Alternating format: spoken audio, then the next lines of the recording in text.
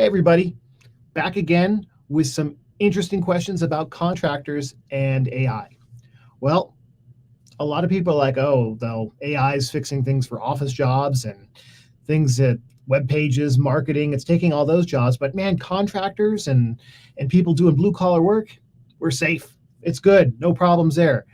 Today, I want to show people how, if you're a contractor, if you're doing that kind of work, you should be using AI, and that there is stuff right now that affects your daily life and jobs. And this is a huge, long topic, but we're just going to hit one thing today. And so I was at a business mixer, and the topic came up, well, I'm a contractor and I'm not using any AI. What could it do for me? And so I figured, what the heck? Let's do a live experiment, see how it works live, and we'll go from there. And so I whipped out my phone, and we went over to this air conditioner unit, which I'm pulling up here, right? And I just took a picture, and this is in the app. And I said, hey, the first thing is I said, describe this. And I don't know anything about this. It's a mini split air conditioner. I didn't really pay attention to the brand and things like that. And so the first thing I said is, describe this to me. And boom, whipped out my phone, took a picture, and it's saying, first of all, it identified it as a wall-mounted air conditioner Samsung unit. It's a digital inverter technology.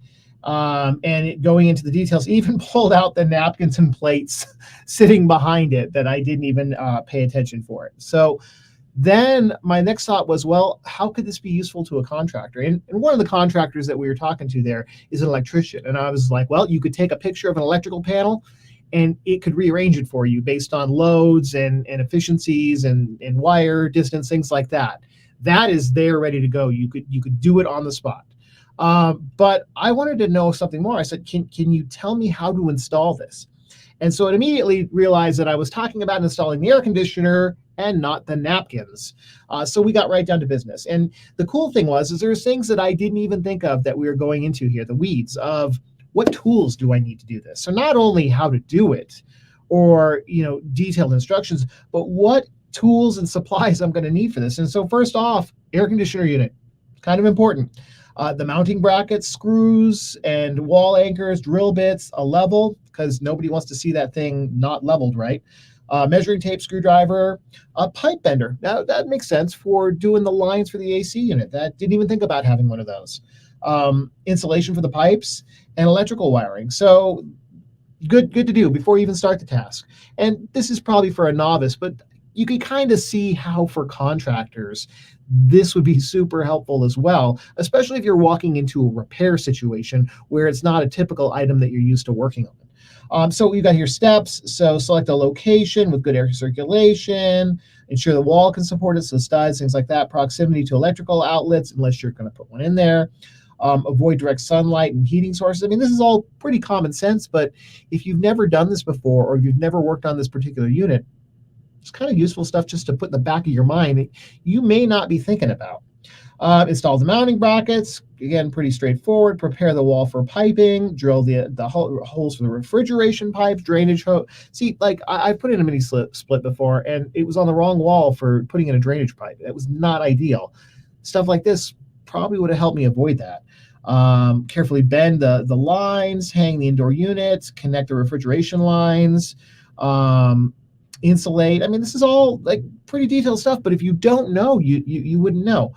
Electrical connections, testing and finishing. It also goes into some safety items, as well as getting somebody to put in the refrigerant. I mean, it's all pretty well here. And this was just on the fly. I literally just boom, popped this out and went for it, and it got me all this detail. And this was it was not pre-recorded, pre-done. This is from the event and the recording here. And I'm curious, what type of refrigerant should I get for this unit?